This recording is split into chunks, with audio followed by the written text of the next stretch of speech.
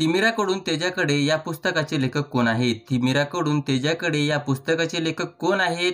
खालील दिलेल्या ऑप्शन तुम्ही पाहू शकता. या प्रश्नाचं योग्य उत्तर ऑप्शन 2 नरेंद्र दाभोळकर. तिमिराकडून तेजाकडे या पुस्तकाचे लेखक हे नरेंद्र दाभोळकर हे आहेत. तसेच मित्रांनो, श्यामची आई या पुस्तकाचे लेखक आहेत साने गुरुजी. श्रीमान योगी या पुस्तकाचे लेखक आहेत रणजित देसाई.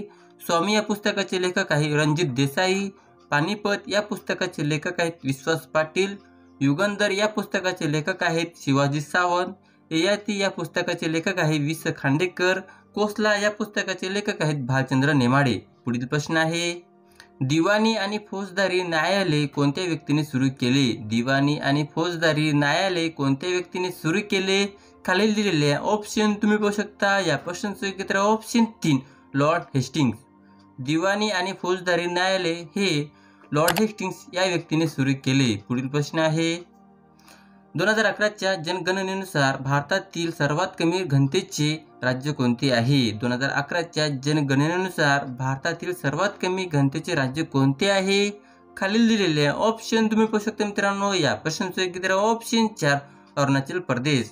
2011च्या जनगणनेनुसार भारतातील सर्वात कमी घनतेचे राज्य अरुणाचल प्रदेश हे आहे.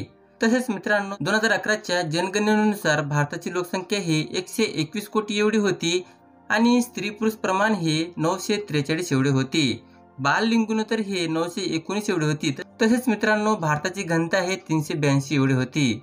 तसेच 2011च्या जनगणनेनुसार भारताची साक्षरता हे 73% एवढी होती. आणि मित्रांनो, 2001च्या तुलनेत 2011ची वाढ ही 17.72% एवढी होती. पुढील प्रश्न आहे, जोग धबधबा हा खालीलपैकी कोणत्या नदीवर स्थित आहे? जोग धबधबा हा खालीलपैकी कोणत्या नदीवर स्थित आहे? खालील दिलेले ऑप्शन तुम्ही पाहू शकता. या प्रश्नाचं योग्य उत्तर ऑप्शन 3 शरावती. धबधबा हा शरावती या नदीवर स्थित आहे. पुढील प्रश्न आहे, कोणत्या युद्धानंतर मीर जाफर हा बंगालच्या नवाबपदी आले होते? कोणत्या युद्धानंतर मीर जाफर हा बंगालच्या नवाबपदी आले होते? खालील दिलेल्या ऑप्शन तुम्ही पाहू शकता. या प्रश्नाचं योग्य उत्तर ऑप्शन 4 प्लासीचे युद्ध. प्लासीच्या युद्धानंतर मीर जाफर हा बंगालच्या नवाबपदी आले होते. पुढील प्रश्न आहे, प्रकाश वाटा या पुस्तकाचे खालीलपैकी लेखक कोण आहेत? प्रकाश वाटा या पुस्तकाचे खालीलपैकी लेखक कोण आहेत? खालील दिलेल्या ऑप्शन तुम्ही पाहू शकता. या प्रश्नाचं योग्य उत्तर ऑप्शन 1 प्रकाश आमटे. प्रकाश वाटा या पुस्तकाचे लेखक हे प्रकाश आमटे हे आहेत. तसेच मित्रांनो, लक्षात असू द्या, आमचा बाप आणि आम्ही या पुस्तकाचे लेखक हे नरेंद्र जाधव आहेत. भनगरवाडी या पुस्तकाचे लेखक हे व्यंकटेश माडगुळकर आहेत. पावनखिंड या पुस्तकाचे लेखक हे रणजित देसाई आहेत. गोलपिडा या पुस्तकाचे लेखक हे नामदेव ठसाड आहेत. रणांगण या पुस्तकाचे लेखक हे विश्राम बेडेकर आहेत. राजा शिवछत्रपती या पुस्तकाचे लेखक हे बाबासाहेब पुरंदरे हे आहेत. लक्षात असू द्या मित्रांनो, खूपच महत्त्वाचा टॉपिक आहे. या टॉपिकवर सुद्धा तलाठी भरतीमध्ये क्वेश्चन विचारण्यात आलेला आहे. प्रश्न असा विचारण्यात आलेला आहे, आमचा बाप आणि आम्ही या पुस्तकाचे लेखक कोण आहेत? तर त्याचं योग्य उत्तर असणार आहे नरेंद्र जाधव. पुढील प्रश्न आहे, RTE हा कायदा कधीपासून अंमलात आला? RTE हा कायदा कधीपासून अंमलात आला? खालील दिलेले ऑप्शन तुम्ही पाहू शकता. या प्रश्नाचं योग्य उत्तर ऑप्शन 1 एप्रिल 2010 पासून. RTE हा कायदा 1 एप्रिल 2010 पासून अंमलात आला. पुढील प्रश्न आहे, यावर्षीच्या G20 बैठकीचे घोषवाक्य काय आहे? यावर्षीच्या G20 बैठकीचे घोषवाक्य काय आहे? खालील दिलेल्या ऑप्शन तुम्ही पाहू शकता मित्रांनो. या प्रश्नाचं योग्य उत्तर ऑप्शन 4 वसुदैव कुटुंबकम. वसुदैव कुटुंबकम हे G20 बैठकीचे घोषवाक्य आहे. तसेच मित्रांनो, लक्षात असू द्या, भारताकडे G20 गटाचे अध्यक्षपद हे 1 डिसेंबर 2022 पासून 30 नोव्हेंबर 2023 पर्यंत असणार आहे. आणि याची आवृत्ती 18वी आहे आणि याचे ठिकाण हे नवी दिल्ली येथे आहे. तसेच मित्रांनो, यावर्षीच्या G20 बैठकीचे घोषवाक्य आहे वसुदैव कुटुंबकम किंवा एक पृथ्वी एक कुटुंब एक भविष्य. तसेच मित्रांनो, लक्षात असू द्या, भारताचे शेर्पा आहे अमिताभ कांत. आणि मित्रांनो, पहिल्यांदाच भारताला G20 बैठकीचे अध्यक्षस्थान मिळालेलं आहे. पुढील प्रश्न आहे, एका मुंगीचे महाभारत या पुस्तकाचे लेखक कोण आहेत? एका मुंगीचे महाभारत या पुस्तकाचे लेखक कोण आहेत? खालील दिलेल्या ऑप्शन तुम्ही पाहू शकता. या प्रश्नाचं योग्य उत्तर ऑप्शन 4 गंगाधर गाडवीळ. एका मुंगीचे महाभारत या पुस्तकाचे लेखक हे गंगाधर गाडवीळ हे आहेत. पुढील प्रश्न आहे, राष्ट्रीय काँग्रेसची स्थापना कोणत्या वर्षी झाली? राष्ट्रीय काँग्रेसची स्थापना कोणत्या वर्षी झाली? खालील दिलेल्या ऑप्शन तुम्ही पाहू शकता. या प्रश्नाचं उत्तर ऑप्शन 3 28 डिसेंबर 1885. राष्ट्रीय काँग्रेसची स्थापना हे 28 डिसेंबर 1885 साली झाली. पुढील प्रश्न आहे, गुरांना विमा देण्यासाठी खालीलपैकी कोणती योजना आहे? गुरांना विमा देण्यासाठी खालीलपैकी कोणती योजना आहे? खालील दिलेल्या ऑप्शन तुम्ही पाहू शकता. या प्रश्नाचं उत्तर ऑप्शन 1 पशुधन. गुरांना विमा देण्यासाठी पशुधन ही योजना आहे. पुढील प्रश्न आहे, पण त्याआधी मित्रांनो, जर तुम्हाला अशाच प्रकारचे व्हिडिओ पाहायचे असल्यास चॅनलला सबस्क्राईब करायला विसरू नका. पुढील प्रश्न आहे, भारतीय राज्यघटनेच्या कलम 22 कशा संबंधित आहे? भारतीय राज्यघटनेच्या कलम 22 कशा संबंधित आहे? खालील दिलेल्या ऑप्शन तुम्ही पाहू शकता. या प्रश्नाचं उत्तर ऑप्शन 3 बेकायदेशीर अटकेपासून संरक्षण. भारतीय राज्यघटनेच्या कलम 22 हे बेकायदेशीर अटकेपासून संरक्षण संबंधित आहे. पुढील प्रश्न आहे, दादाभाई नौरोजी यांनी खालीलपैकी कोणते ग्रंथ लिहिले? दादाभाई नौरोजी यांनी खालीलपैकी कोणते ग्रंथ लिहिले? खालील दिलेल्या ऑप्शन तुम्ही पाहू शकता. या प्रश्नाचं उत्तर option 3 poverty and British rule in India. Dadabhai Naoroji यांनी poverty and British rule in India हा ग्रंथ लिहिलेला आहे. पुढील प्रश्न आहे, भारत सेवक समाजाची स्थापना कोणत्या व्यक्तीने केले होते? भारत सेवक समाजाची स्थापना कोणत्या व्यक्तीने केले होते? खालील दिलेल्या ऑप्शन तुम्ही पाहू शकता. या प्रश्नाचं उत्तर ऑप्शन 1 गोपाळ गणेश गोखले. भारत सेवक समाजाची स्थापना हे गोपाळ गणेश गोखले या व्यक्तीने केले. पुढील प्रश्न आहे, 86वी घटनादुरुस्तीच्या वेळेस भारताचे पंतप्रधान कोण होते? 86वी घटनादुरुस्तीच्या वेळेस भारताचे पंतप्रधान कोण होते? खालील दिलेल्या ऑप्शन तुम्ही पाहू शकता. या प्रश्नाचं उत्तर ऑप्शन 2 अटल बिहारी वाजपेयी. 86वी घटनादुरुस्तीच्या वेळेस भारताचे पंतप्रधान हे अटल बिहारी वाजपेयी हे होते. पंडिता रमाबाई यांनी बातमी सदन कोणासाठी स्थापन केले? पंडिता रमाबाई यांनी बातमी सदन कोणासाठी स्थापन केले? खालील दिलेल्या ऑप्शन तुम्ही पाहू शकता. या प्रश्नाचं उत्तर ऑप्शन 1 अंध विद्यार्थ्यांसाठी. पंडिता रमाबाई यांनी बातमी सदन हे अंध विद्यार्थ्यांसाठी स्थापन केले. तसेच मित्रांनो, पंडिता रमाबाई यांनी कोणकोणते संस्थे स्थापन केलेले आहेत हे पण लक्षात असू द्या. आर्य महिला समाज पुणे येथे 1882 साली स्थापन केलेले आहे. शारदा सदन मुंबई येथे 1889 साली स्थापन केलेले आहे. मुक्ती सदन केडगाव येथे 1896 साली स्थापन केलेले आहे. तसेच मित्रांनो, पतित स्त्रियांसाठी कृपा सदन ही संस्था पंडिता रमाबाई यांनी स्थापन केलेली आहे. अनाथ मुलांसाठी सदानंद सदन हे संस्था स्थापन केलेली आहे. अंध विद्यार्थ्यांसाठी पहिली शाळा बातमी सदन ही संस्था पंडिता रमाबाई यांनी अंध मुलांसाठी स्थापन केलेले आहे. पुढील प्रश्न आहे, 2011च्या जनगणनेनुसार गोव्याची लिंग गुणोत्तर किती आहे? खालील दिलेल्या ऑप्शन तुम्ही पाहू शकता. या प्रश्नाचं उत्तर ऑप्शन 3 973. 2011च्या जनगणनेनुसार गोव्याचे लिंग गुणोत्तर हे 973 एवढे आहे. पुढील प्रश्न आहे, पावला पुरता प्रकाश या पुस्तकाचे लेखक कोण आहेत? पावला पुरता प्रकाश या पुस्तकाचे लेखक कोण आहेत? खालील दिलेल्या ऑप्शन तुम्ही पाहू शकता. या प्रश्नाचं उत्तर ऑप्शन 1 बीबी बोरकर. पावला पुरता प्रकाश या पुस्तकाचे लेखक हे बीबी बोरकर हे आहेत. पुढील प्रश्न आहे, लॉर्ड डलहौसी यांचा कार्यकाल खालीलपैकी कोणता आहे? लॉर्ड डलहौसी यांचा कार्यकाल खालीलपैकी कोणता आहे? खालील दिलेल्या ऑप्शन तुम्ही पाहू शकता. या प्रश्नाचं उत्तर ऑप्शन 4 1848 ते 1856. लॉर्ड डलहौसी यांचा कार्यकाल हे 1848 ते 1856 या दरम्यान आहे. पुढील प्रश्न आहे, ययाती या प्रसिद्ध पुस्तकाचे लेखक कोण आहेत? ययाती या प्रसिद्ध पुस्तकाचे लेखक कोण आहेत? खालील दिलेल्या ऑप्शन तुम्ही पाहू शकता. या प्रश्नाचं उत्तर ऑप्शन 3 वि. स. खांडेकर. ययाती या प्रसिद्ध पुस्तकाचे लेखक हे वि. स. खांडेकर हे आहेत. पुढील प्रश्न आहे, अगडफगड या पुस्तकाचे लेखक कोण आहेत? अगडफगड या पुस्तकाचे लेखक कोण आहेत? खालील दिलेल्या ऑप्शन तुम्ही पाहू शकता. या प्रश्नाचं उत्तर ऑप्शन 1 पुरुषोत्तम देशपांडे. अगडफगड या पुस्तकाचे लेखक हे पुरुषोत्तम देशपांडे हे आहेत. पुढील प्रश्न आहे, भारतीय राज्यघटनेच्या खालीलपैकी कोणत्या कलमात मूलभूत कर्तव्याची तरतूद आहे? भारतीय राज्यघटनेच्या खालीलपैकी कोणत्या कलमात मूलभूत कर्तव्याची तरतूद आहे? खालील दिलेल्या ऑप्शन तुम्ही पाहू शकता. या प्रश्नाचं उत्तर ऑप्शन 3 51 अ. भारतीय राजघटनेच्या 51 या कलमात मूलभूत कर्तव्याची तरतूद आहे. तसेच मित्रांनो, लक्षात असू द्या, सरदार सुवर्ण सिंग या समितीने मूलभूत कर्तव्याची शिफारस केली होती.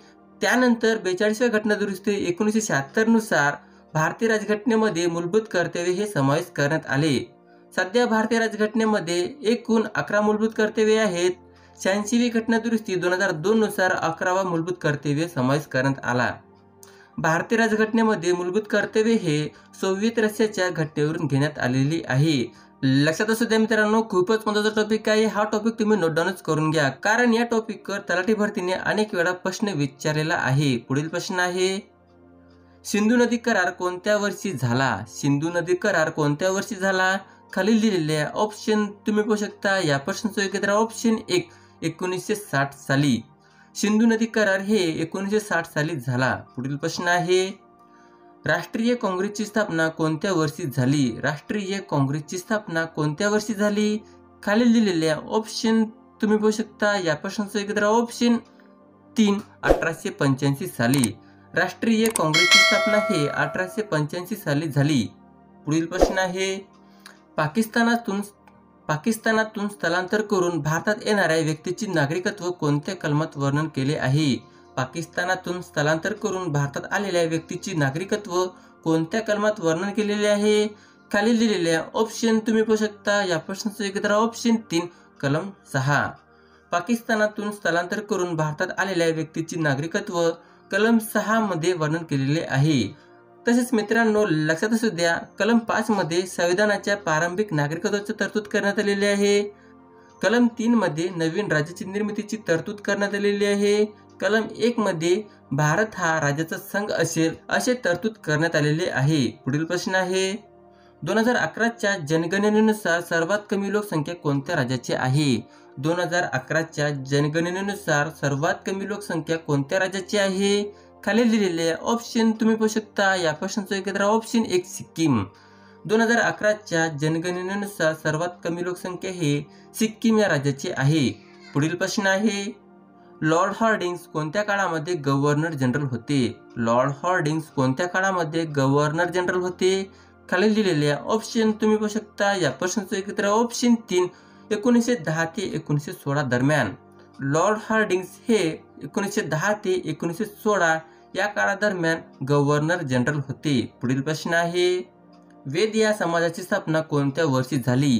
वेद या समाजाची स्थापना कोणत्या वर्षी झाली? खालील दिलेल्या ऑप्शन तुम्ही पाहू शकता. या प्रश्नाचं योग्य उत्तर ऑप्शन 4 1864 साली.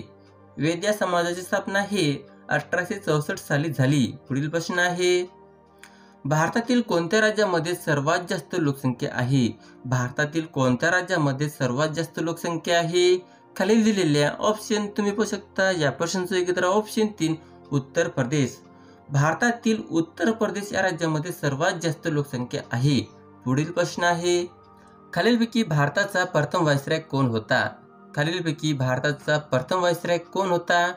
खालील दिलेल्या ऑप्शन तुम्ही पाहू शकता. या प्रश्नाचं योग्य उत्तर option 1 Lord Canning. Lord Canning हा भारताचा प्रथम व्हाईसरॉय होता.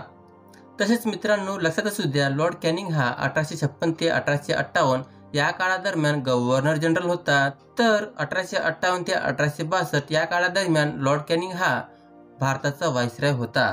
याचं कारण मित्रांनो, 1857च्या जाहीरनाम्यानुसार भारताचा गव्हर्नर जनरल हा भारताचा व्हाईसरॉय बनला. पुढील प्रश्न आहे, SNDP विद्यापीठची स्थापना खालीलपैकी कोणी केली? SNDP विद्यापीठची स्थापना खालीलपैकी कोणी केली? खालील दिलेल्या ऑप्शन तुम्ही पाहू शकता. या प्रश्नाचं योग्य उत्तर ऑप्शन 1 महर्षी धोंडो केशव कर्वे. SNDP या विद्यापीठची स्थापना महर्षी धोंडो केशव कर्वे यांनी केली. पुढील प्रश्न आहे, सुधारक या वृत्तपत्राचे संपादक कोण होते? सुधारक या वृत्तपत्राचे संपादक कोण होते?